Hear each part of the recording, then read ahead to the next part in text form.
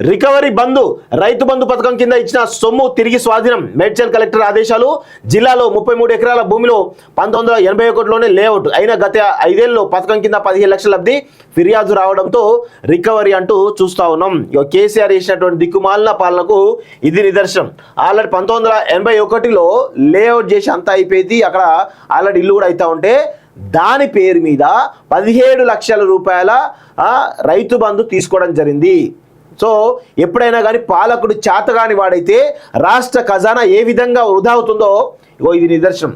రైతు బంధు మేము తప్పనట్లేదు, కానీ రైతు బంధులో చాలా లోపాలు ఉన్నాయి. దళిత బంధు మేము తప్పనట్లేదు, దళిత బంధులో చాలా లోపాలు ఉన్నాయి. ఇలా కాళేశ్వరం అన్నం కాళేశ్వరం కూడా చాలా లోపాలు ఉన్నాయి. ఇలా చెప్పుకుంటూ పోతే ప్రతి పథకంలో కూడా కేసీఆర్ ఫామ్ హౌస్లో తాయి పడుకొని చేసినటువంటి నీచమైనటువంటి ఈ పాలసీలు ఏవైతున్నాయో దిక్కుమాలిన పాలసీల వల్ల ఈరోజు రాష్ట్రం అప్పుల ఊబిలో కూరుకుపోయింది. ఓన్లీ కేవలం ఈ యొక్క రైతు బంధు ద్వారా 26,000 కోట్ల రూపాయలు ఈరోజు అన్యాక్రాంతమైనది. చాలా స్పష్టంగా మేము మొదటి నుంచి కూడా చెప్తా ఉన్నాం. మొన్న కూడా రాష్ట్ర ప్రభుత్వం లెక్క తెలిసి కూడా ఇదే, మేము 30,000 కోట్లు అన్నాం, వీళ్ళు 26,000 కోట్లు అన్నారు.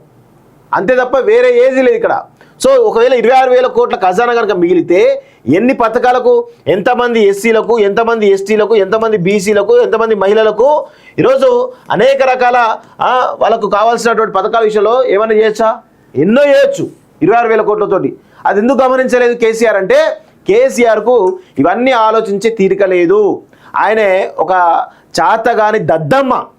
సో అందుకే ఆయన ఇష్టారీత్యా చేస్తూ ఉంటాడు తప్ప వేరే ఉద్దేశం లేదనేది మనందరూ కూడా గ్రహించాల్సిన అవసరం ఉన్నది.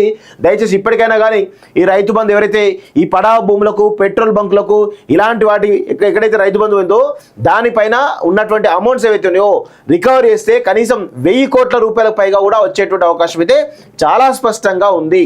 ఇదేదో ముందే చేసింటే బాగుండేది కదా అని మా అభిప్రాయం. కానీ కేసీఆర్ అంటే చేతగాని దద్దమ్మ కాబట్టి ఇట్లా చేసిండు. హైవేలకు ఇచ్చిండు. లేఅవుట్ల సంగతి ఏంటంటే హైవేలు, మున్సిపల్ కాలువలు, అపార్ట్మెంట్లు ఎన్నో అయితే. యా